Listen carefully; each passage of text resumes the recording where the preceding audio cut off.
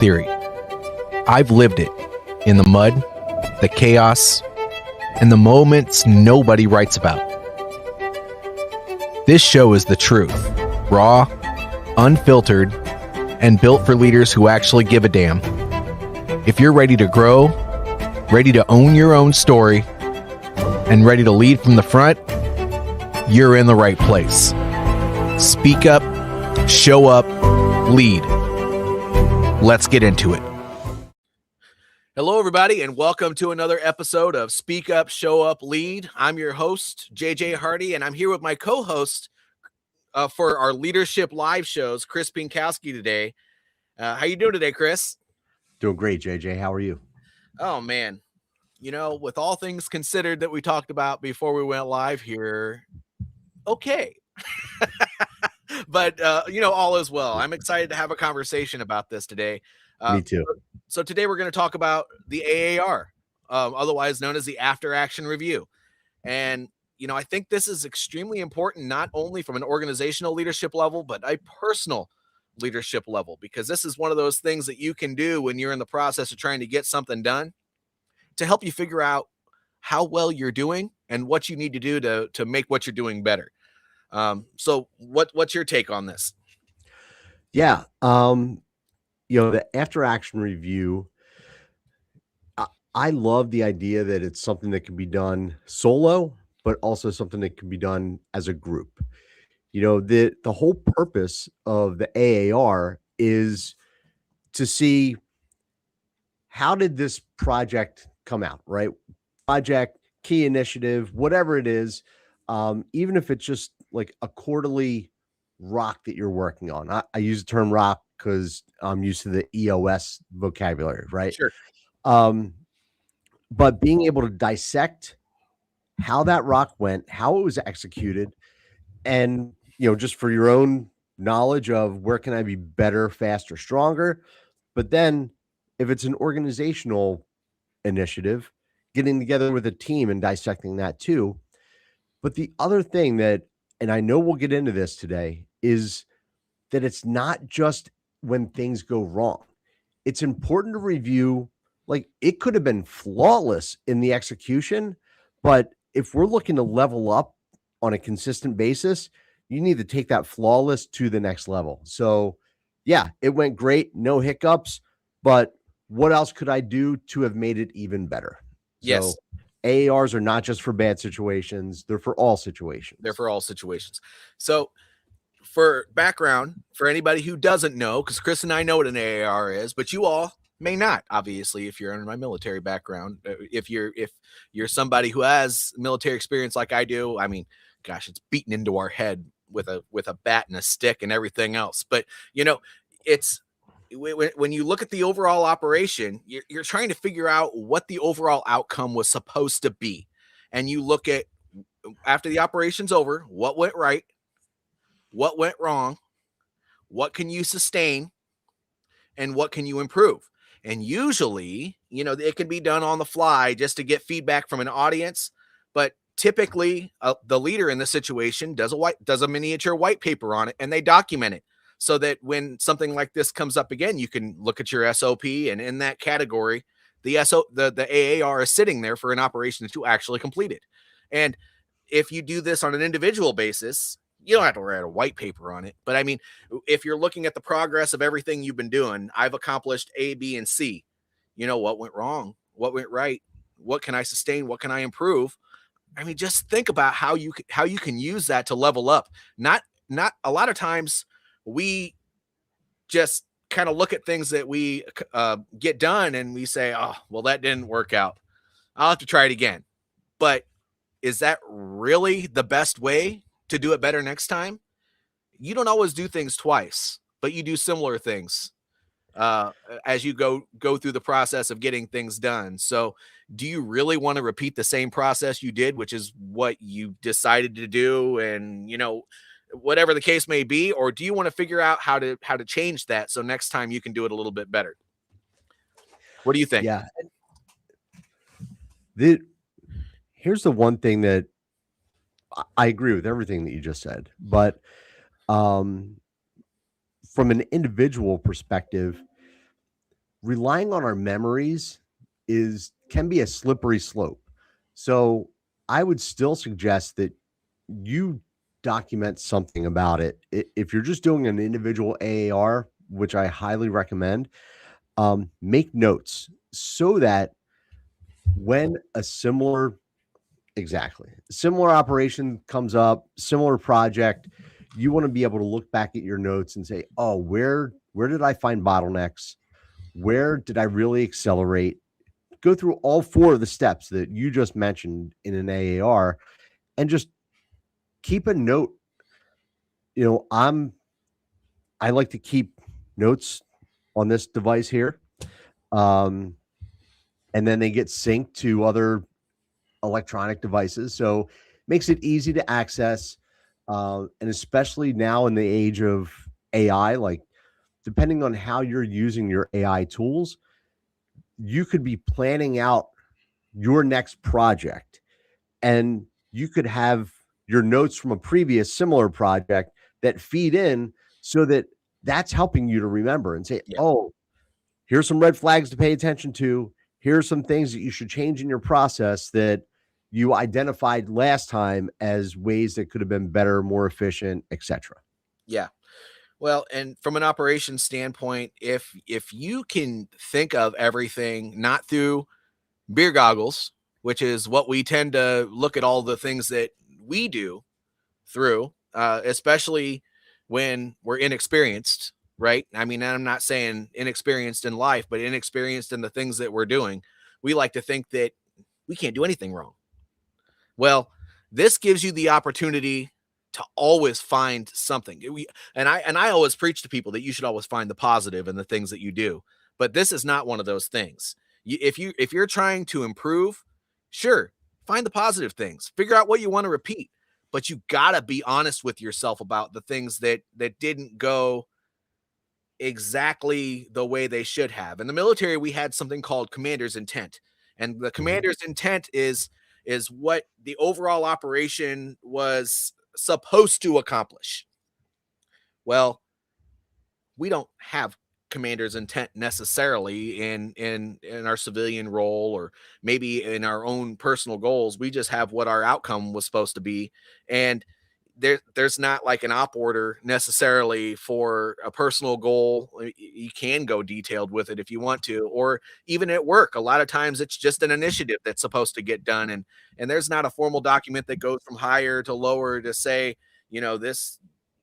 Anyway, I'm not going to go into the structure of an op order right now, but it's one of those things that it spells it out very specifically with what the guidance is supposed to be from the higher level, so that when you plan it at that lower level, it gets accomplished with the intent that it was supposed to get accomplished with. Mm-hmm. We could talk about we could talk about what's that called with tiered leadership. It's anyway, it's a structure that the military have that's based on the levels of leadership and all this. I'll get to it in a second, but when you practice an AAR and you take that initiative and you go forward with it, you plan out your mission, you complete the mission, and then you take off your beer goggles and you figure out what you can do better. It doesn't only give you the opportunity to do that operation better, but it gives you the opportunity in everything that you do to look at it through. You're not looking at it from a selfish point of view. You're looking at it from a point of view of, it's hard to describe it, Chris, but when you think in an operational way, you have to look at things in a way that it's not always everything is great. Yeah. You have to be objective. Good Lord. My brain dictionary is broken this morning. Yeah. So it's very easy to be subjective when you're looking at these things and like, yeah, maybe I could have done this. Maybe, I could have done that. But having an objective lens to look through, whether that's based on metrics, speed at which you moved through the operation, the ways that you kind of made it through the different milestones, were they on track, off track? That's the objective measure is really what helps you to improve. And that's also one of the strengths of doing it with a team. Yes. Because not only is the team seeing things through a different lens, like through their own subjective lens, but typically you're going to put certain frameworks in before the operation starts, right? These are our milestones. This is what we define as success. These are the measurable outcomes. So everyone's on the same page from an objective level. And then you get the different input from people through the seat that they were in within the project. That's really where a lot of the value comes in. And I also don't want people to think that this is just a military thing, because No. it's not. No. If you think about the highest performing teams, business, we do this in business all the time. If you think about like championship sports teams, do you think that during the NBA playoffs that just happened, after the game, the Knicks and the Spurs weren't going back and watching the previous day's game to basically do their own version of an AAR, right? Yeah. Fighters, I guarantee you, leading up to this fight at the White House, they were watching each other's fight tapes. They were seeing strengths and weaknesses. And then after those fights were over, they were going back and reviewing that particular fight and saying, where could I have done better? What did I do wrong, etc. So it's not just contained to like military circumstances. So I just want to be clear about that. It's applicable even in your personal life. So it's feedback. It's feedback. And why do we get feedback, Chris? So we can feed forward. So we can feed forward. That's right. I know you like talking about feeding forward. I sure do.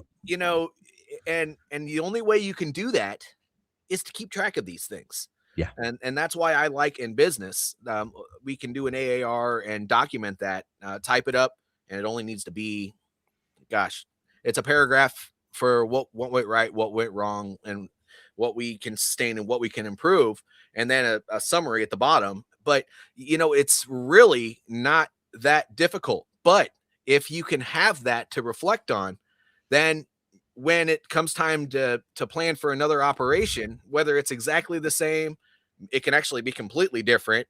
You can say that last initiative we did, and then pull this AAR out. We did some good things here, but we did some things that weren't so well. Mm-hmm. And you can read directly from the paper, and you can say, based off of not my comments, but your comments, this is what we decided to do. This is what we decided we didn't like and what to do differently about it.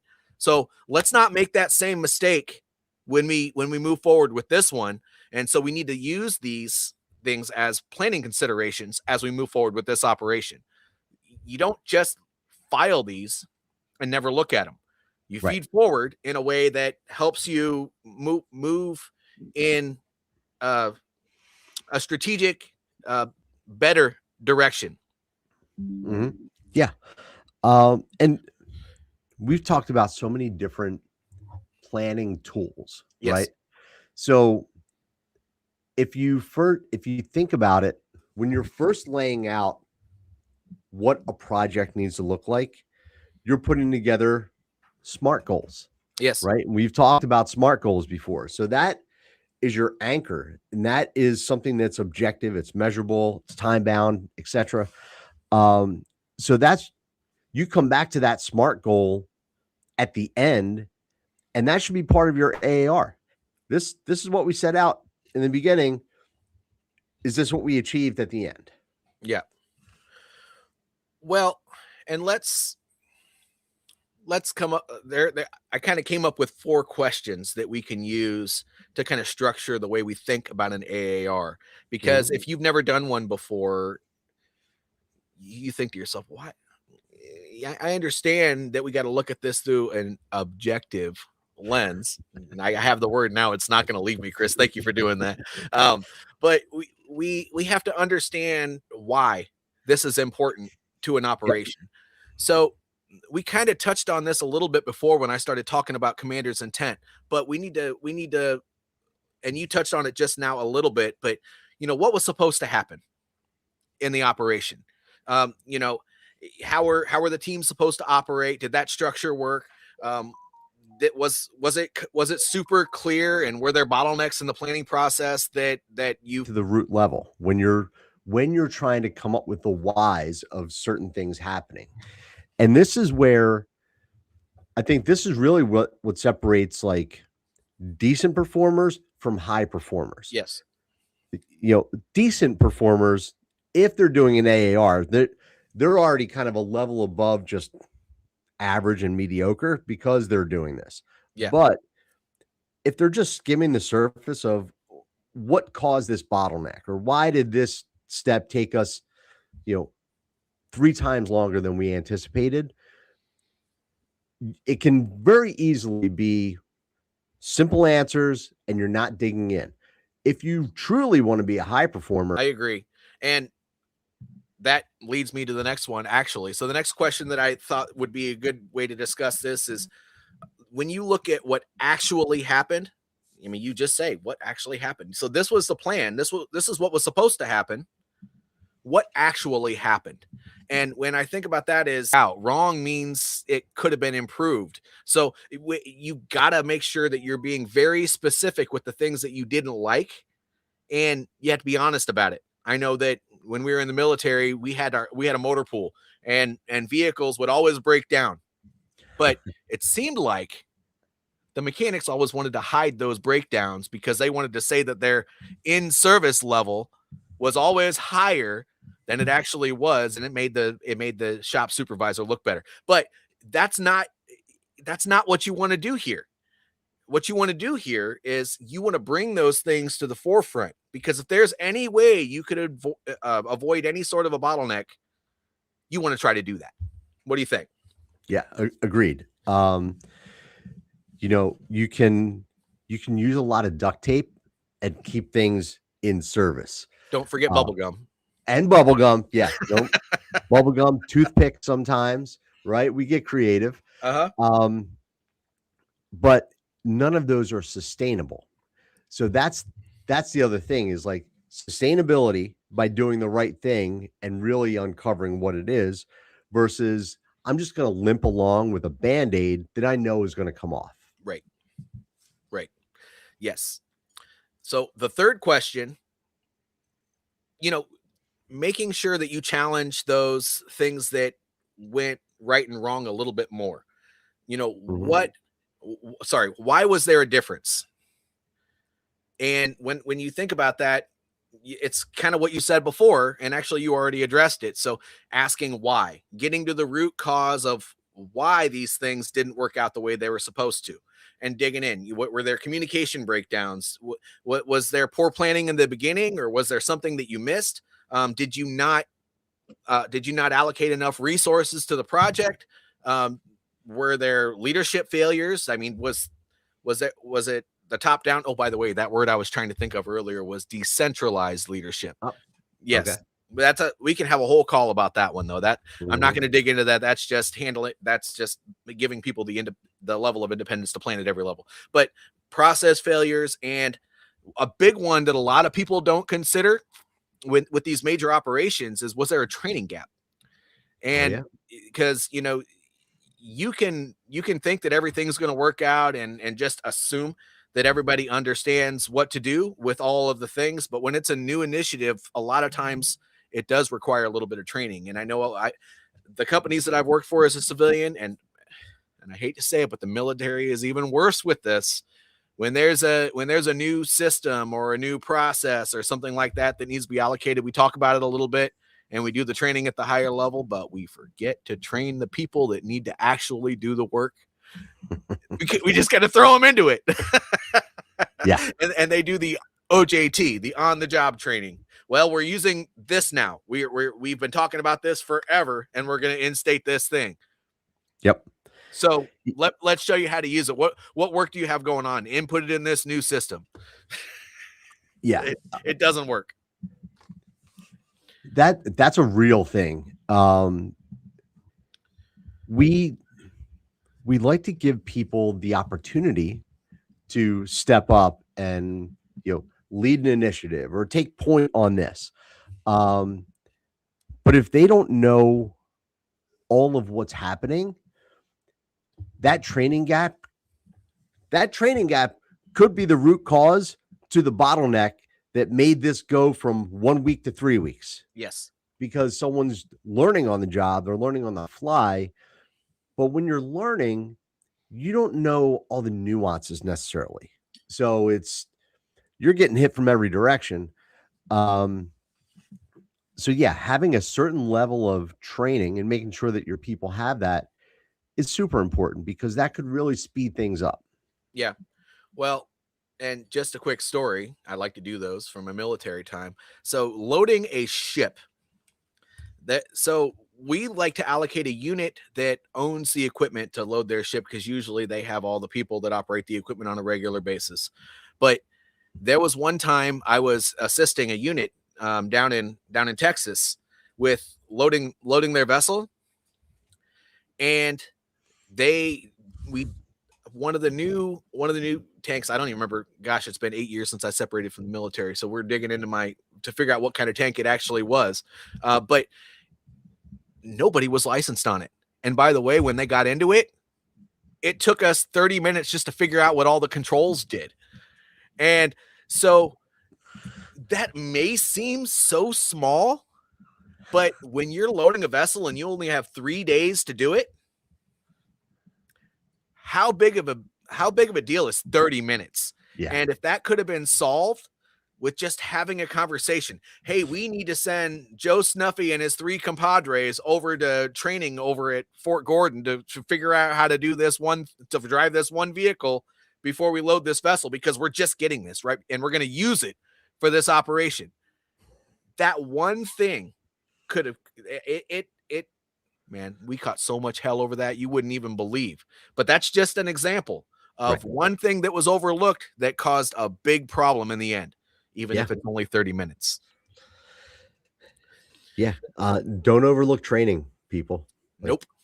And that's another, I'm going to say this because it applies to a lot of areas of an AAR, whether it's the planning cycle, the actual execution, or the review, the AAR itself. It's the honesty behind it. Yep. So, okay. Have you ever seen the latest and greatest tank before to know what this does? Be honest, because guess what?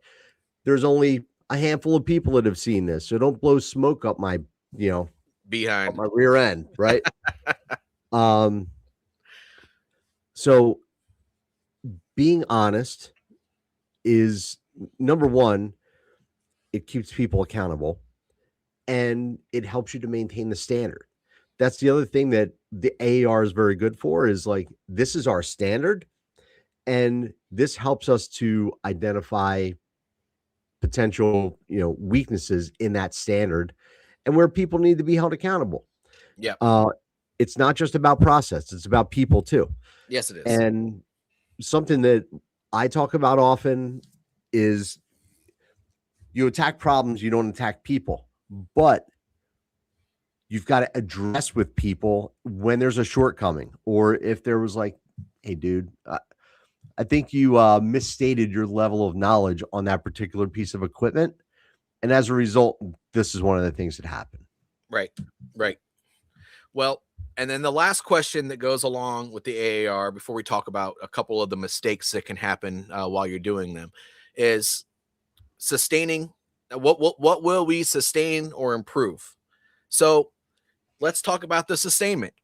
That's just looking at the overall operation and talking about what you liked about it. And don't get so caught on talking about the sustainment that you forget to talk about the other stuff. But it is important to talk about what went right, because we can't. Oh yeah. We'll talk about the mistakes here in a second that you can make in an AAR, but there oftentimes, if an operation gets completed, then stuff went right. So you got to acknowledge that. I mean, don't get stuck on it. We usually would say, 3 of each is what we would stick to. And if someone had more, we would acknowledge that. But we try to say 3 sustains, 3 improves is what we would usually try to do. And the improves, we've already gone into that quite a bit. That's looking at what went not as well as we would like it to, But this is where you figure out what to actually do differently, because you can't just talk about what went wrong without talking about a solution. The solution is important. Don't mess up the AAR by not talking about what to do differently. You absolutely have. I used to always tell people, if you're coming to me with a problem, come to me with ideas for a solution. Because if you don't do that, if all you're doing is come to me with a problem, then you're complaining. And to be honest with you, I don't want to hear it. But if you have a solution, then now you've actually put some thought into it, and you're just not, flapping off at the jaws. Yep. When it comes to that, I'll be brief about this, but it also plays into this whole topic of an AAR is, I like to use the 1-3-1 method. Hey, if you've identified a problem, number one, that's awesome that you've identified something. Now come up with 3 potential solutions before you come and bring that problem to me, and then elevate the best of those 3 solutions, debrief it, and now like full send, rock and roll. It gives the person the ability to get a little more creative with, oh man, my boss is expecting 3 potential solutions to this. So I can't just straight line it. I need to put my thinking cap on. Yeah. But then the other thing that I want to address here too is the talking about what went right. That's the other part of the equation here. People, we said it earlier in the podcast, people think about AARs for what went wrong. But if you don't acknowledge what went right, number one, the team feels kind of demoralized because all you're doing is pointing out what went wrong. And the operation, it was achieved. Things went well. Well, you know what? Number one, congratulations. This was awesome. Now let's identify some of those things that went really well. How could they be used in other parts of our business, in our organization, in your life, whatever? So don't ignore or downplay the good. You've got to evaluate both good and bad, because then the AARs just turn negative and people are like, dude, I got to do another one of these things. No, it's all about performance. It's all about driving forward, and you've got to acknowledge both sides of the coin. Well, and that's the number one thing that I was going to acknowledge that was a mistake during AARs, is that we don't take enough time to focus on the positive. Everything has to be framed in a way that improves things. And if you don't acknowledge that something did go right, then the entire AAR will turn into, well, I'm not going to sugarcoat it. It turns into a bitch session. And, it turns into, who messed up, and, we have to figure out who was the actual cause for this whole thing to go wrong. And it's a finger pointing session. Yeah. I don't think finger pointing ever solves anything, to be honest with you, unless somebody gets seriously injured, or, it's a complete fail and it doesn't get accomplished at all. Pointing a finger does nothing. And actually, even then, it really doesn't do anything, because likely that person that messed up there, and punishing that person doesn't address the systematic level of improvement that needs to happen so that doesn't happen again. Absolutely. So, but also, you don't want, when you're doing an AAR, the leaders that are in the room, you don't want them to dominate the conversation. You need to make sure that the feedback is coming from the people that were actually doing the work. Mm-hmm. And that's a really good point.